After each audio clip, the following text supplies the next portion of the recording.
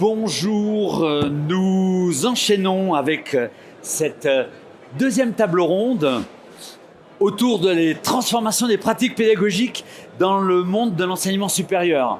Alors c'est toujours sous l'égide de EdTech France, qui est à l'initiative de cette matinée qui remet l'enseignement supérieur à sa place dans la formation tout au long de la vie. Et nous nous réjouissons de vous voir aussi nombreux. Ça montre bien que ça répond aussi à un vrai besoin. Et là, on va aller, puisqu'on en parlait tout à l'heure dans la table ronde qui précédait, et de l'innovation et de la transformation des pratiques pédagogiques. Parce que c'est ça qui nous intéresse. C'est pas l'innovation pour l'innovation. Et là, pour parler de ce sujet-là et pour voir comment réellement les choses se transforment, nous avons 3 intervenants qui viennent chacun avec leur casquette. Mais je devais les présenter, mais je pense que chacun le fera mieux que moi. Alors, Lorraine, l'honneur de commencer. Bonjour à tous, ravie d'être ici aujourd'hui. Donc Lorraine Rezal, directrice du développement digital et pédagogique du groupe Igencia, donc anciennement groupe IGS, donc un groupe d'enseignement supérieur privé qui forme chaque année 12 000 étudiants sur des campus à Paris, Lyon et Toulouse. Bonjour à tous, Sébastien Fernandez, je suis directeur du développement des Evolutive Learning Factories à l'École nationale supérieure d'arts et métiers. Nous sommes membres de France Immersive Learning. À ce titre, je suis au conseil d'administration du CNXR, le conseil national de la XR. Et à l'image de Lucie, qui était sur la table ronde juste avant nous, à la demande de l'État, dans le cadre des projets d'EMOS, je mène un groupe de travail sur la pédagogie et les nouveaux environnements virtuels. Merci. Bonjour, je suis Bertrand Wolf, je suis le cofondateur et coprésident de Antilogie, qui est une petite société, on est 16 et on accompagne les organisations à tirer le meilleur parti des médias immersifs. On aime bien ne pas parler de technologie, ce qui veut dire qu'on se concentre sur les usages. Et on a accompagné quelques CFA, quelques universités, quelques écoles d'ingénieurs, quelques écoles de commerce, de management, quelques dizaines en fait à chaque fois. Et donc on partagera peut-être quelques retours d'expérience. Justement, on va rentrer dans le concret tout de suite.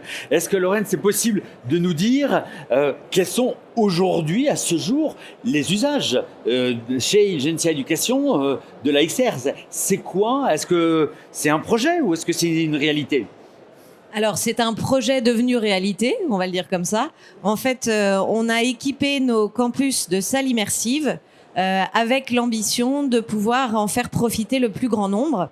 Ce qu'il faut savoir, c'est que à l'origine, les cas d'usage évidents étaient plutôt sur des métiers du geste où on pouvait pratiquer dans des environnements immersifs. Ce qu'il faut avoir en tête, c'est que nous, on forme majoritairement sur des métiers tertiaires. Donc, ce qui nous a intéressés dans la XR, c'était la possibilité de l'utiliser pour développer les soft skills. Donc, on s'est intéressé à des expériences qui permettaient soit de la formation, soit de la sensibilisation pour des sujets qui n'étaient pas les métiers du geste. Et donc, on est allé regarder, en se faisant accompagner d'Antilogie, un certain nombre d'expériences sur étagère, c'est-à-dire qu'on n'est pas parti immédiatement en production, mais plutôt en utilisation de ce qu'il existe sur le marché pour le proposer à nos formateurs et que ça puisse être intégré dans les enseignements. Alors nous, la situation est un petit peu différente. C'est un projet qui devient réalité, mais à Arts et Métiers, en vérité, ça fait une trentaine d'années qu'on fait de la réalité virtuelle. On a des instituts spécialisés dans la réalité virtuelle à Laval et à Chalon-sur-Saône. Toutefois, la réalité virtuelle en tant que modalité pédagogique, c'est assez récent chez nous. Et ça a pris la forme d'un projet qui s'appelle Génie, jumeaux d'enseignement numérique immersif et interactif. Alors là, on va plonger 30 secondes dans l'industrie, parce qu'on est l'école de l'industrie. Et nous, notre problématique, c'est que les jumeaux numériques font partie du réel industriel. Et comment est-ce qu'on forme nos étudiants à ces objets? On a décidé de créer des jumeaux numériques pour cela. On les a développés en propre, puisqu'on a les compétences pour le faire. Et on est en train de déployer ça sur nos différents campus. L'intérêt pour nous, c'est qu'il y a des économies de moyens. En réalité virtuelle, on peut démultiplier la formation de façon assez conséquente, ce qui n'est pas le cas d'une forge de plusieurs dizaines de tonnes. On peut faire de la découverte, on peut aller dans les collèges, dans les lycées très facilement. Faire venir des collégiens, des lycéens dans nos ateliers, c'est compliqué pour des problèmes de sécurité notamment, pour des problèmes de disponibilité aussi. Et puis la réalité virtuelle, ça nous permet de faire passer facilement des concepts abstraits. On utilise la réalité virtuelle comme modalité pédagogique, il faut l'utiliser comme une modalité pédagogique lorsqu'elle est pertinente. Donc ça nous permet par exemple de montrer l'invisible, ça nous permet de dérisquer des situations. Les étudiants manipulent jamais une forge ou une fonderie seuls. En réalité virtuelle, ils peuvent expérimenter ça. Alors, Bertrand, on a plongé tout de suite là sur des exemples très concrets de ce qui se passe. Mais est-ce que tu pourrais, pour tous ceux qui ne sont pas des rompus à ce langage et à cette réalité de la XR, nous redonner rapidement la terminologie et expliquer ce qui se cache derrière ce vocable de la réalité virtuelle, de la XR, de la réalité augmentée. Tu peux nous faire un petit panorama pour tous ceux qui découvrent? Je suis venu avec mes 20 slides, donc ça va. OK. Il y a un acronyme qui est XR, comme réalité étendue, qui regroupe VR, la réalité virtuelle, RA ou AR, la réalité augmentée, et RM ou MR, la réalité mixte. La réalité virtuelle, je pense que vous voyez ce que c'est, on met la tête dans le casque, on est coupé de l'environnement physique, plongé dans un environnement 100% digital, dans lequel on agit, on interagit, et on se comporte comme si tout ça était vrai. La réalité augmentée, vous connaissez, vous avez toutes et tous fait la chasse aux Pokémon, Pokémon Go, vous utilisez tous, comme moi, quotidiennement, les filtres Snapchat. C'est de la réalité augmentée. Et la réalité mixte, c'est comme la réalité augmentée et la réalité virtuelle fusionnée. C'est-à-dire qu'on reste au contact d'un environnement physique, mais on additionne des éléments digitaux. Un petit peu comme s'il y avait une 5e personne ici, sur scène, assise à côté de nous, que vous pourriez voir avec vos lunettes de réalité mixte, qui, elle, serait à distance et qui interagirait avec nous de la même façon que si elle était là. Donc la réalité mixte, c'est un mélange du digital et du réel. Mais tu n'as pas prononcé un mot qui, il y a 3 ans, était dans la bouche de tout le monde avant l'IA, qui était le métavers. Oui, puisqu'on ne pouvait pas imaginer d'autres usages de la XR, surtout dans l'enseignement supérieur, autrement qu'au travers du métavers. Oui. Alors le métavers, donc ça nous coûte 10 € à chaque fois qu'on prononce le mot. Donc le métavers, c'est tout ça réuni avec un concept en plus qui est la pérennité de l'espace virtuel. Vous avez l'image de mettre la tête dans le casque et de vivre une expérience. Vous êtes en général en solo à vivre cette expérience et elle commence au moment où vous mettez la tête dans le casque et s'arrête au moment où vous enlevez le casque. Dans un environnement virtuel permanent, dans un métavers, l'expérience dure même lorsque vous n'êtes pas là. Et c'est surtout et d'abord une expérience sociale. Vous êtes en interaction avec d'autres personnes qui sont comme vous sous forme d'avatar. Alors oui, dans la foulée des confinements, des fermetures de campus et de la poussée de Facebook, Meta, le métavers est apparu comme une solution à court terme, ce qui n'est pas le cas, mais c'est un des outils de moyen et de long terme indéniablement. Alors moi, une chose qui m'intéresse, c'est dans la continuité de la table ronde précédente, comment est-ce qu'on passe de l'expérimentation, du fameux POC, Proof Concept, à de la généralisation? Comment est-ce que vous faites pour que les enseignants des équipes pédagogiques s'emparent de ce que les early adopters ont réussi à faire naître dans l'établissement pour que ça devienne une véritable pratique? Alors c'est effectivement le sujet et le nerf de la guerre, puisqu'il ne faut pas se le cacher, c'est beaucoup de travail.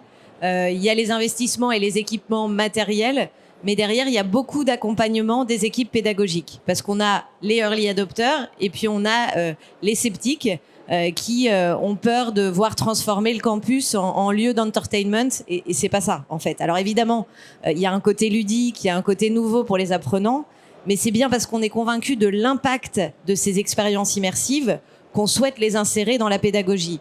Et donc, on a lancé depuis un peu plus d'1 an une très grosse campagne de sensibilisation et d'acculturation de l'ensemble des équipes pédagogiques, donc à savoir la possibilité de venir tester des expériences sur les thématiques qui pouvaient les intéresser Et ensuite, important s'ils désirent l'utiliser et l'insérer dans leur cours, l'insérer comme une séquence dans leur cours, les accompagner sur le redesign pédagogique potentiellement de leur module, puisque ça vient pas remplacer le formateur, c'est pas une baguette magique et il faut les aider pour ça.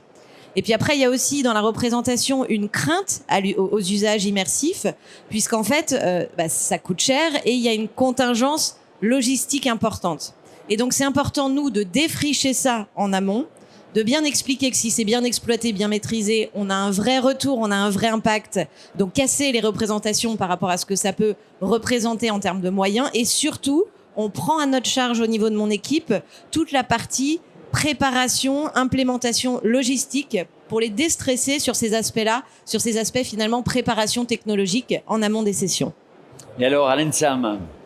Je vais faire à peu près le même retour. On est parti avec des volontaires, mais évidemment, il y a toujours ces aspects d'accompagnement et de formation qui sont indispensables et anticiper le passage à l'échelle. Parce que faire un POC, c'est très simple.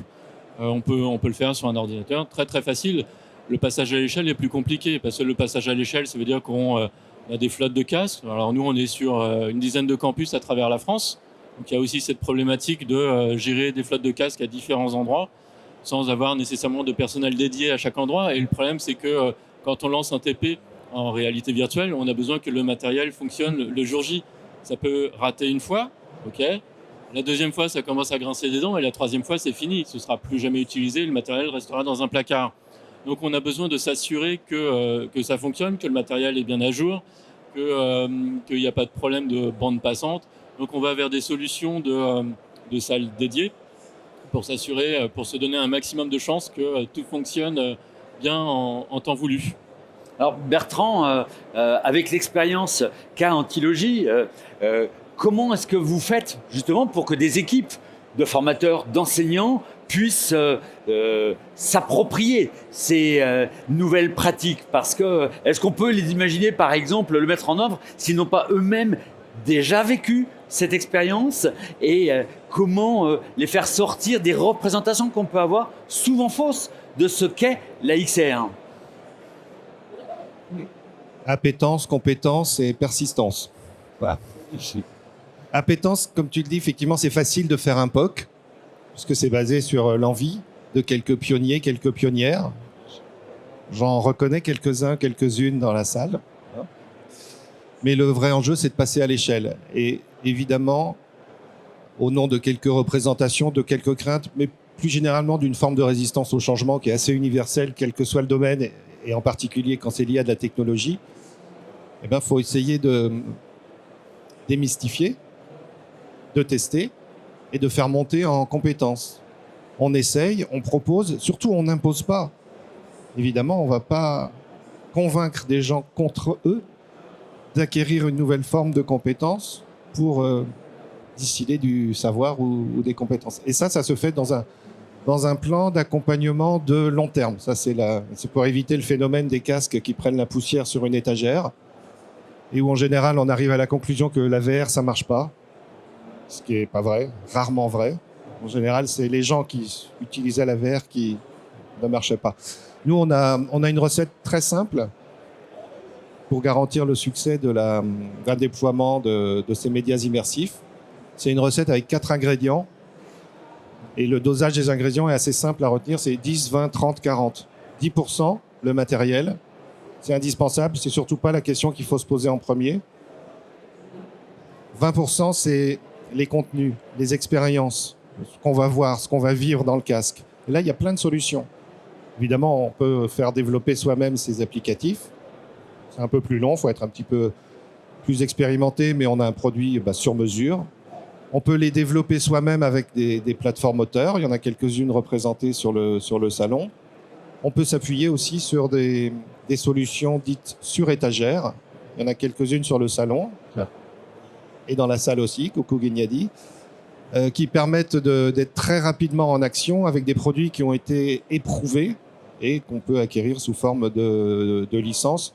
Nous, on a sourcé 300 modules de formation, de sensibilisation, de prévention qu'on déploie sur les campus en fonction des besoins. Ça me permet de passer les besoins aux 30%, c'est les usages et c'est les premières questions qu'on doit se poser. Et là, on se les pose avec les enseignants, les formateurs, les formatrices qui vont être intéressés à avancer. C'est-à-dire, ça va servir pour qui? Avec quel objectif au pluriel pédagogique? Avec quelles contraintes ou opportunités de déploiement? Et puis le dernier ingrédient, les 40%, c'est la stratégie d'adoption. C'est la conduite du changement. C'est la mise en place d'équipes spécialisées pour faciliter le travail des formateurs, par exemple. C'est la mise en place d'une gouvernance. C'est ça qui permet de justifier en fait les investissements en temps et en argent que l'on va faire. Donc finalement, 10 et 20%, c'est la partie technologique, et 30 et 40%, c'est l'humain, comme d'habitude, qui peut être le maillon faible ou le maillon fort. Alors, intéressons-nous à ces 10 et 20% qui imposent de fait une véritable collaboration entre des acteurs tech et les services pédagogiques, d'innovation ou de transformation pédagogique. Comment ça se passe, cette collaboration entre les établissements et ces acteurs de la tech regroupés autour de la Tech France, regroupés certains aussi autour de France Immersive Learning, avec cette complémentarité et souvent cette porosité entre les deux. Comment ça se passe, vous? Comment vous l'avez vécu autour de cette dynamique-là pour Ingentia? Pour l'ENSAM, c'est une autre démarche, mais ça m'intéresse. Est-ce que vous pouvez nous partager ça? Alors effectivement, hein, Bertrand le disait, l'objectif c'était de repérer quels étaient les acteurs qui pourraient nous accompagner dans cette transformation. C'est un sujet qui est ambitieux et qui prend du temps, et nous on a fait ce choix de se faire accompagner du partenaire Antilogie parce que ça nous a permis de gagner du temps dans le filtre et l'interprétation de tout ce qui pouvait exister dans l'écosystème. Parce que ne serait-ce que dans le choix du matériel, mais aussi le choix des contenus, le test des contenus, la compréhension du modèle économique des différents acteurs. Parce que ce qu'il faut savoir, c'est qu'il y a la EdTech, mais il y a l'immersif et l'AXR à proprement parler, qui n'est pas forcément un marché très mature en face de l'éducation, et donc d'avoir des gens qui nous décodent comment acheter, sur quelle durée, le volume de contenu en fonction de nos problématiques qui sont bien spécifiques, pour nous c'était essentiel et avoir un intermédiaire qui nous accompagne, ça nous permet de gagner du temps et d'optimiser l'énergie qu'on met dans le projet. Voilà. Après, ça nous empêche pas de continuer à cartographier, et on est ravis de pouvoir être sur ces salons pour repérer de futurs partenaires. Mais c'est vrai que se faire accompagner d'une structure qui nous décode cet écosystème, pour nous, c'était essentiel. Et alors, à l'ENSAM, autre démarche? Oui, autre démarche. Nous, on a monté un projet collaboratif. Donc, on a fait les choses un petit peu différemment. Alors, pour ce qui est vraiment de l'ENSAM, on a des équipes en propre pour développer. Ça nous a permis de grimper en compétences et de nous concentrer sur l'accompagnement des formateurs, l'accompagnement pédagogique, l'ingénierie pédagogique. Pour les autres partenaires, c'est variable. Certains ont passé des prestations externes pour le développement, mais au sein et ça se passe bien. Et plus généralement, au sein du projet, en fait, on a beaucoup travaillé aussi sur la partie sciences de l'éducation, qui est au-delà de l'accompagnement. Comment est-ce qu'on fait pour enseigner avec ces objets-là? Comment est-ce qu'on fait pour enseigner avec des technologies immersives? Quand est-ce que c'est pertinent? Quand est-ce que c'est pas pertinent? Etc., etc. Donc, on a développé pas mal de choses là-dessus. Un livre blanc est paru à ce sujet-là. Et puis, pour les briques technologiques, en fait, on a fait appel au sein du consortium à un acteur qui est le CEA, qui est assez pertinent sur le sujet et qui nous a accompagnés là-dessus en nous donnant les bonnes pratiques et en nous donnant les guides adéquats pour développer les choses qui vont bien et qui ont du sens. On voit bien qu'il y a une nécessité de mutualisation, c'est-à-dire que ces expérimentations qui se sont passées et qui se continuent, et maintenant ces passages à l'échelle, ce sont autant de retours d'expérience qui donnent lieu à des productions de documents, à de la mutualisation sous forme de livres blancs, pour permettre d'aider tous les autres établissements, toutes les autres équipes qui veulent aussi se plonger. Oui, tout à fait. Et cet aspect mutualisation est super important parce que c'est des systèmes qui coûtent relativement cher, en temps et en argent. Et typiquement, c'est toujours assez décevant de constater que chacun développe la même chose dans son coin. Donc, si je prends un exemple qui est très différent de ce qu'on est en train de développer, en médecine, ils se sont apparus à la réalité virtuelle il y a beaucoup plus longtemps, en fait. Et typiquement, on n'a pas besoin d'avoir 17 simulateurs cardiaques d'opérations à cœur ouvert en France. On a besoin d'un, peut-être deux, en fonction des spécialités. Et du coup, moi, ma recommandation, c'est avant de vous lancer dans un tel projet, regardez ce qui existe déjà, quitte à l'adapter, mais ne repartez pas de zéro. Et juste pour conclure, parce qu'il nous reste 5 minutes et je voudrais donner la parole à la salle, l'avenir de la XR, toi, vu de l'extérieur, mais avec cette position d'accompagnement, ça serait quoi dans les établissements d'enseignement supérieur? Experience on Demand. C'est le titre d'un bouquin de Jeremy Bailonson, qui est le patron un des meilleurs laboratoires de recherche sur le sujet dans le monde, à Stanford.